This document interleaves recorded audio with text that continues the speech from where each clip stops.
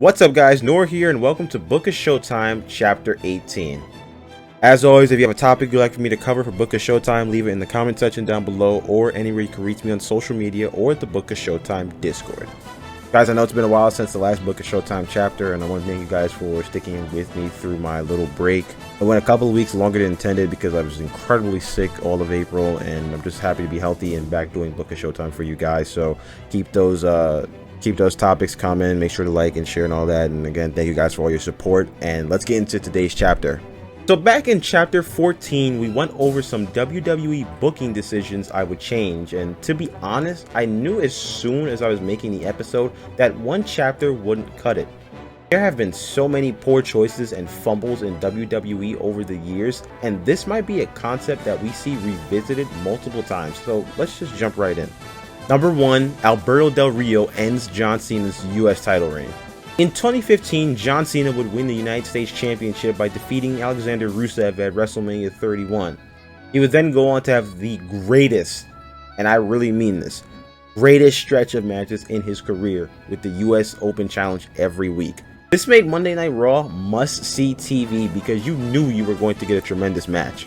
Cena would go out every week and put on clinics against guys like Dean Ambrose, Cesaro, Sami Zayn, Neville, and Kevin Owens, just to name a few. He would briefly lose the title to Seth Rollins in a really great match, and then win it back shortly to continue his dominant run. But then Hollywood would be calling John's name, and he would have to take some time off from WWE. Okay, no biggie, all good things come to an end, so who's he going to drop the title to? Oh, the returning Alberto Del Rio. Huh. Lame. Seriously, everything about it was lame. Obviously, in the last few years, it's come out that Alberto Del Rio is allegedly a terrible human being, but even before all that stuff came to light, I never understood the hype around Del Rio.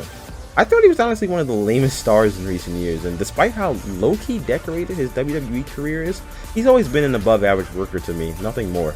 His return, I don't think anyone really cared. I sure didn't, none of my friends did. And the fact that he returned to team with Zeb Coulter, the Real American, made even less sense. He was not the right option to dethrone Cena, I'm sorry. It should have been a younger star or an NXT call-up. Defeating Cena for the US title in your first match, that is a star-making opportunity. But WWE squandered it on Del Rio, who didn't even last a year in his second stint with the company. Number 2, Sting's entire WWE career. Sting coming to WWE should have been a huge deal, but it was really just to further stroke Vince McMahon's ego and rub it into really no one that WWE beat WCW. After WCW folded, most of their big stars like Booker T and Scott Steiner eventually jumped ship to WWE, but not Sting. Sting would finally sign with WWE in 2014 and debut at Survivor Series to set up a feud with, oh boy, you guessed it, Triple H. Do I even need to say what happened? Triple H beat Sting after a no DQ match at WrestleMania with cameos from DX and the NWO, which, to be honest, kind of made no sense as Sting spent half of his WCW career making the NWO's lives a living hell. Sting would disappear after Mania and then resurface in the summer of 2015 to begin a program with Seth Rollins, where he would suffer a freak injury taking a buckle bomb and go on to lose the match. Now we knew going in Sting wasn't going to win. That was, I think a lot of people were at peace with that. But he lost his match after Seth Rollins just went through a match against John Cena, in which Cena even attacked Rollins after the match to make sure he didn't flake on his match against Sting. Injury or not, this would have made Sting look extremely weak and incompetent, and the match against Rollins would ultimately be his last in WWE, but not before Vince McMahon puts the proverbial final nail in the WCW coffin. Number 3, Brock Lesnar's return pre-WrestleMania 30.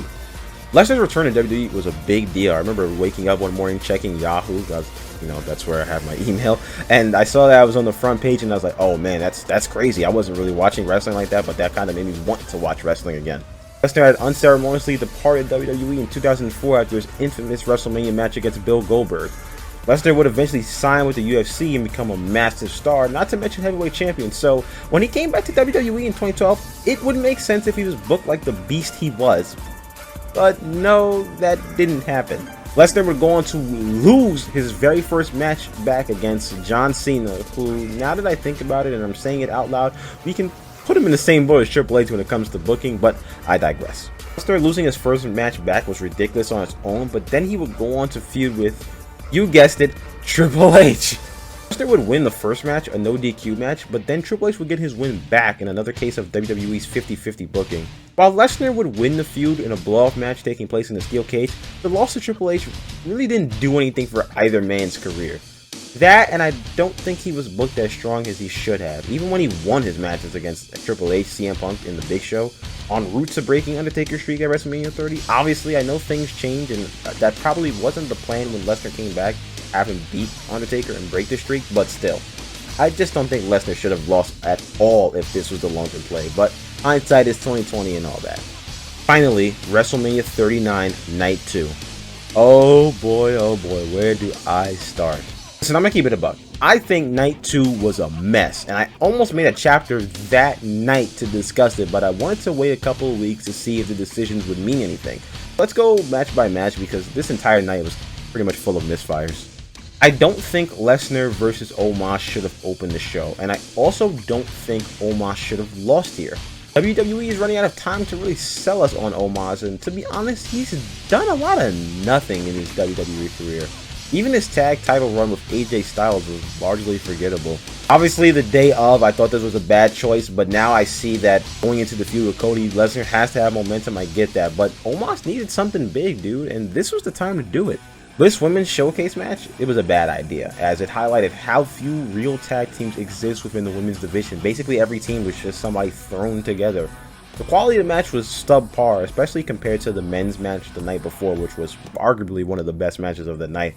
And truth be told, this match and the Lesnar match should have been placed between the bigger grudge matches later on. It wasn't a good idea at all to have the women's championship match take place after the IC title match, as the crowd was pretty out of that absolute banger, which I'll get to in a minute. Ronda and Shayna going over made no sense to me because the assumption was whoever won this match would be next in line for a women's tag title match, but I don't even think Ronda and Shayna have been on TV since WrestleMania, not counting the render of them at the draft, which is really weird to me, you know, and it's a shame because I feel like they could have done something better for the women here. That IC title triple threat match, perfect. It's the Homelander meme, it was perfect. Even if Gunther lost, I would have been fine just as long as he didn't take the fall. But that match was awesome. That was the best match of the night. I'm sorry, that was the absolute best match, maybe even of the entire weekend. And we knew it going in too. We knew it was going to be a great match, and it still blew all of us away. For the women's title match, Asuka should have beaten Bianca here. Asuka had her big return at the Royal Rumble. She had a nice showing at the Elimination Chamber to earn that opportunity, and it would have been awesome for her to finally get her first win at WrestleMania in LA. Don't get me wrong, I love Bianca Belair. I'm glad she's having this big reign. She's probably one of my favorite wrestlers right now, but this should have been Asuka's moment. She comes back with this new look and attitude and then loses. So, you know, it makes you wonder what it was all for. Miz getting all that screen time was goofy, and it was upsetting because Bobby Lashley and LA Knight both had nothing to do, and even a few minutes would have been better than nothing. Not to sound a little bit evil though, it was kind of funny to see Shane McMahon tear his quads. that was pretty funny. I knew immediately he was hurt. Moving on, the Hell in a Cell match was okay for what it was, but there's no reason Edge should have won. The match ran shorter than intended because of Balor's injury, but Judgment Day overall has felt like a very weirdly booked group for some time now. They really haven't done anything major. Finn Balor is the leader, but the last few months he hasn't felt like the biggest star. Rhea Ripley won the Rumble going the distance, and Dominique has had his feud with his father that was built up for months leading up to night one, but Finn has felt like an afterthought compared to his stablemates. Even Damian Priest, as of right now, has his match with Bad Bunny coming up, which is going to be huge news no matter what. Judgment Day could have benefited from a strong weekend, and the Demon scoring a win over a Hall of Famer inside Satan structure would have been huge and given the Judgment Day a lot of momentum coming out of SoFi, but alas, it feels like it's back to square one. Also, the color-coordinated chairs and candlesticks, that was really silly. Lastly, the big one, Roman Reigns beating Cody Rhodes. Before I get into my take, however, here's what my friend and women's rights activist Ben had to say on the main event of Night 2. Roman Reigns defeating Cody at WrestleMania 39 and refusing to crown their top babyface will go down as an all-time fumble for WWE. You have a guy, Cody, who is white hot, over with all age groups, top merch seller, full-time, and just hear the crowd yell "whoa" every time Cody comes out. Yet I see the excuse that Cody needs to face adversity? Nah, he tore his pec and was sidelined for half a year after going on what would have been the run of his life. And by the way, I think that Hell in a Cell match was probably the most I'm him moment in WWE history. Dude had one arm and still went the distance with Seth Rollins. That was awesome. It's just WWE blatantly stat padding for Roman Reigns and nothing more. The current story with Brock Lesnar could have still worked with Cody as a champion. Brock being Cody's first challenger would have started off his reign perfectly, at the same time overcoming adversity of Brock Lesnar. WrestleMania 39 was the perfect time to crown Cody. Everything from Cody's entrance that night, the way the match was going, all signs pointed to Cody winning. However, he did not, and WWE will never be able to capture that moment no matter how they book it. SummerSlam, WrestleMania 40, doesn't matter. I still believe Cody will be the one to defeat Roman. I'll be excited, but like I said, they will never get that moment back. I agree 1000% with Ben. Cody should have absolutely beaten Roman here. But WWE is just hell-bent on getting Roman to 1,000 days, and it sucks. It really does. It just sucks. If you think about it, the same things people hated about Brock Lesnar's reigns, they're doing the same thing with Roman. Honestly, it gets old. It gets old quick. Roman Reigns has appeared once since that match. He came out after Mania, he looked good in his baby oil and his wet hair, and then he's been MIA. Cody would have been the perfect fighting champion. He's there every week on Raw, he's doing the house shows, he's on SmackDown, he's everywhere. It would have been awesome to have a champion representing your product there every week. Even if the other matches were good and went the way I would prefer they went, or that they should have went, Roman beating Cody completely sucked the energy out of me and my watch party. There honestly wasn't a more perfect time to have Roman lose, and it's going to be hard to create another perfect moment again, but only time will tell, my friends. Alright guys, thank you so much for watching this video. It's good to be back doing Book of Showtime. Let me know specifically what you thought about WrestleMania Night 2, because that's probably going to be one of the more polarizing decisions in history. So let me know what you guys think down below, or anywhere you can reach me. Inshallah, I will see you in the next chapter.